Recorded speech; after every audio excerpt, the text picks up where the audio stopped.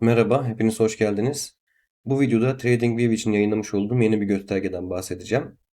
Bu gösterge ne işe yarıyor? Normalde TradingView'de PineScript ile kodlama yapanlarda request.security diye bir fonksiyon var. Bu fonksiyon açık olan grafiğin içerisinde başka bir sembolden veri aktarmaya yarıyor. Örneğin şu an Borsa İstanbul grafiği açık benim ekranımda. Ama ben ekrana aynı zamanda Türk Hava Yolları'nın grafiğini yazdırabilmem için veya Türk Hava Yolları'nın kapanış değerlerini getirebilmem için işe yarıyordu. Bunun da bir sınırı var. Normal plan kullananlar ve premium plana kadar kullananlar için 40 idi. Yani bir PineScript betiğinde kodunda en fazla 40 hisseye, 40 sembole istek atabiliyoruz. Bunun farklı bir yöntem olarak zaten daha önce Fikira adlı wizard yayınlama yaptı. Ben de onun üzerine eklemeler yaparak bir geliştirme yaptım. Onu da kodlarını açık olarak paylaştım. TradingView hesabından görebilirsiniz. Açıklamaya da paylaşacağım. Kaynak kodu da burada. Şimdi kısaca bundan bahsedeyim. Bu ne işe yarıyor? Aynı anda grafiğinizin üzerinde bir tablo oluşturuyor. Aynı anda 120 tane sembolün verilerini görebiliyoruz. Kapanış değerleri, açılış değerleri, RSI veya farklı farklı indikatör değerlerini görebiliyoruz. Şimdi buna kullanmak için ayarlar sayfasına gireceğim. Ayarlar sayfasında ben aynı zamanda zaman aralığı seçebiliyorum. Ama bunu ben genelde şöyle kullanmayı tercih ederim. Grafikte neyse öyle kalsın isterim. Neden? Çünkü bir günlük grafikteyken 4 saatlik verileri getirmeye çalıştığımızda farklı ve hassas olmayan veriler gelebilir.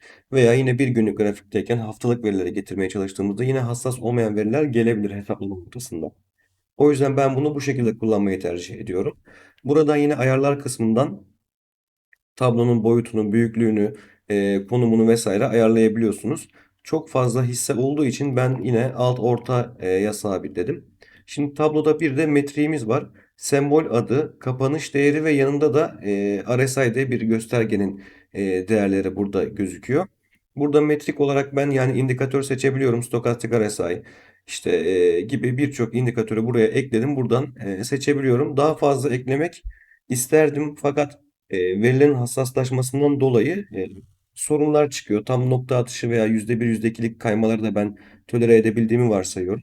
Daha fazla hata payı oluştuğu için daha fazla indikatör eklemedim. Şimdi ben buradan kapanışlara göre sıralama yapabilirim bütün tabloda. Şunu nereye alacağım? Sığmıyor. Şöyle alalım. Kapanışlara göre sıralayacak şimdi. Tabii çok fazla indikatör olduğu için, çok fazla hisse olduğu için biraz bekliyor. Bakın burada göz dönüyor.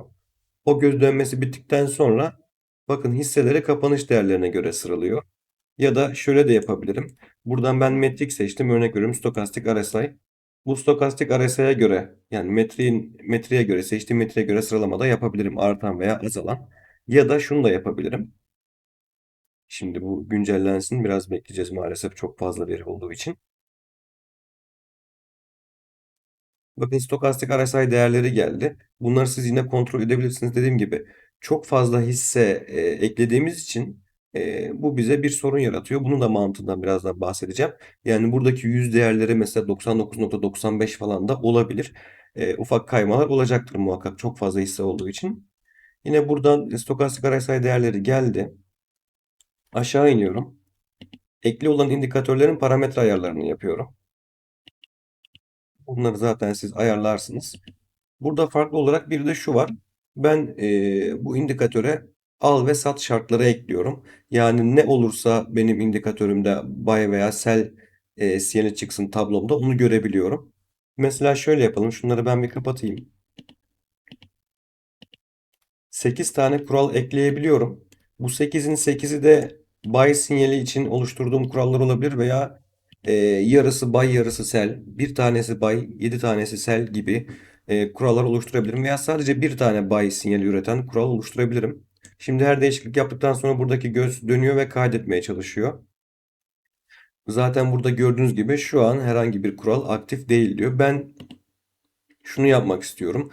Bu 120 hissede RSI büyüktür 70 olanları görmek istiyorum. Hatta 85 olanları buy sinyali olarak görmek istiyorum. Şimdi bunu kaydetti ya bu. Kaydetmesini bekliyorum. Hem burada benim girdiğim kural gözükecek. Hem de RSI 85'ten yukarıda olanların burasında bana buy yazacak. Bekliyorum. Herhangi bir tanesinde buy göremedim. Acaba RSI 85'ten yukarıda olan yok mu? Şuradan metriğimi RSI olarak değiştireyim.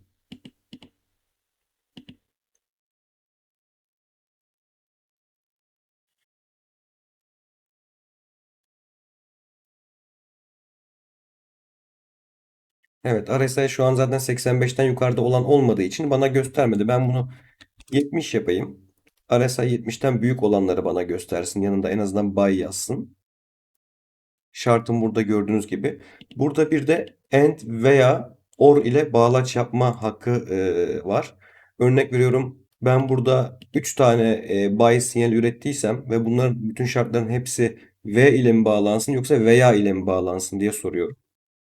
Gördüğünüz gibi burada RSI 70'in üzerinde olanları bana buy olarak gösterdi. Zaten burada kaç tane buy olduğunu da görebiliyorum. Tabi istersem şunu da yapabiliyorum. Kasmasın diye onu kaydetmeyeceğim ama sıralama kısmından önce allar veya önce satlar olarak seçebiliyorum. Aşağı iniyorum. Bir tane de sell sinyali üretelim. Sell'de ne olsun? RSI küçüktür 30 diyelim. Hatta 25 diyelim. 25'ten küçük RSI'ları bana göstersin. Onların yanında da sell yazsın istiyorum.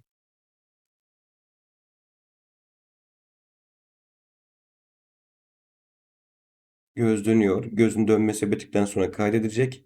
Bakın gördüğünüz gibi bir tane hissede, örnek bir şeker bankının hissesinde RSI 25'ten düşükmüş. Bunu ben istediğim gibi filtreleyebilirim. Bir de al sinyali şunu da ekleyebilirim. Hareketli ortalamaya uzaklığı %10 olsun. Eğer ben burada number seçersem ikinci parametreyi kontrol etmez. SMA uzaklığı büyüktür bu number diye seçebilirim. Aynı şekilde burada RSI küçüktür. RSI yapmıyoruz biz aslında. RSI küçüktür bu değerden diyoruz. Hareketli ortalama uzaklığı 10 olan bir sinyal ekstra eklenmedi.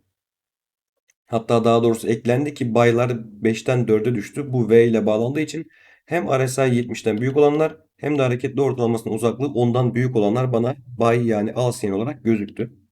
Buradaki kuralları dediğim gibi 8 adet var. Siz bunları yükseltebilirsiniz, artırabilirsiniz, azaltabilirsiniz. Aşağıda da paketleme mantığı var. Ben burada 120 tane hisse yazdığım için 40 tane paket oluşturdum. Buradaki paket mantığı nedir? Şudur.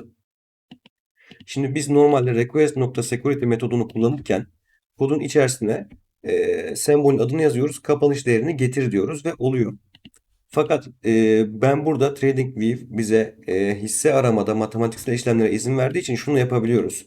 THYAO yani daha doğrusu şuradan bakalım. BRYAT artı GESAN artı AFS yazdığımda bana bu fiyatların hepsini toplanmış bir şekilde getiriyor. Fakat ben bunu ayıklamam için bir şey yapmam gerekiyor. Mesela nasıl? Şöyle BRYAT çarpı 10 üzeri 7 artı GESAN çarpı 10 üzeri 3 artı AFS çarpı 10 üzeri 1 diyorum. Bu sayede ne yapıyorum? Bana ortaya şöyle bir sayı çıkıyor. Şöyle 0,0,0 diye bir sayı çıkıyor. Bunun da rengini beyaz yapalım. Bu sayı ne oluyor? Şunu da büyütelim gözüksün. Aslında diyor ki burada 175,8 senin ilk girdiğin hissedir. 85,1 ikinci girdiğin hissedir. 36 veya 3,6 da senin son girdiğin hissedir. O yüzden buradaki ayarlara biz yeni paketlere hisse eklerken şunu yapmalıyız. Expensive, mid ve cheap yani ucuz, orta, pahalı diye ben burada belirttim. Pahalı hisseyi en başa yazıyoruz. Ortalama fiyattaki hisseyi mid'e yazıyoruz.